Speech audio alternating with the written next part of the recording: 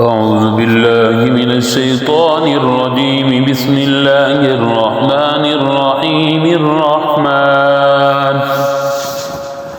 علم القرآن خلق الإنسان علمه البيان. الشمس والقمر بحسبان والنجم والشجر يسجدان والسماء رفعها ووضع الميزان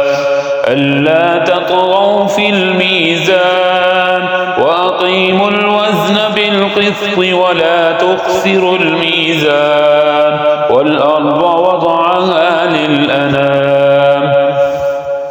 فيها فاكهة والنخل ذات الأكمام والحب ذو العصف والريحان فبأي آلاء ربكما تكذبان خلق الإنسان من صلصال كالفخار وخلق الجان من مارج من نار فبأي آلاء ربكما تكذبان رب المشرقين ورب المغربين فبأي آلاء ربكما تكذبان مرج البحرين يلتقيان بينهما برزخ لا يبغيان فبأي آلاء ربكما تكذبان يخرج منهما اللؤلؤ والمرجان فبأي آلاء ربكما تكذبان وله الجوار المنشآت في البحر كالأعلام فبأي آلاء ربكما تكذبان كل من عليها فان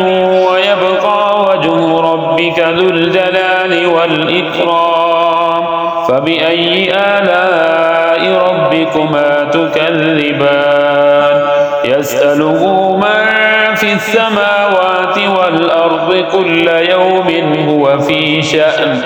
فبأي آلاء ربكما تكذبان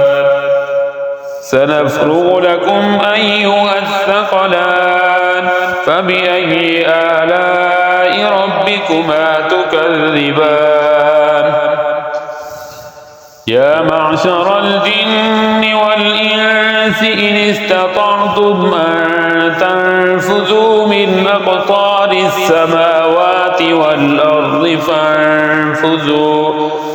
لا تنفذون إلا بسلطان فبأي آلاء ربكما تكذبان يرسل عليكما شواظ من نار ونحاس فلا تنتصران فبأي آلاء ربكما تكذبان فإذا انشقت السماء فكانت وردة كالدهان فبأي آلاء ربكما تكذبان فيومئذ لا يسأل عن ذنبه إنس ولا جان فبأي آلاء ربكما تكذبان يعرف المجرمون بسيماهم فيؤخذ بالنواصي والأقدام فبأي آلاء ربكما تكذبان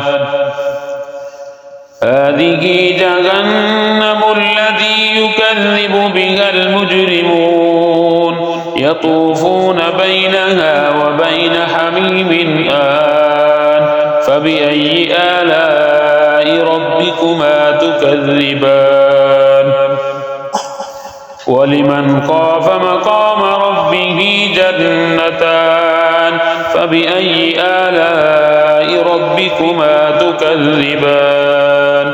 ذواتا أفنان فبأي آلاء ربكما تكذبان فيهما عينان تجريان فبأي آلاء ربكما تكذبان فيهما من كل فاكهة زوجان فبأي آلاء ربكما تكذبان متكئين على فرش بطائنها من استبرق وجنى الجنتين دان فبأي آلاء ربكما تكذبان فيهن قاصرات الطرف لم يطمثهن إنس قبلهم ولا جان فبأي آلاء ربكما تكذبان كأنهن الياقوت والمرجان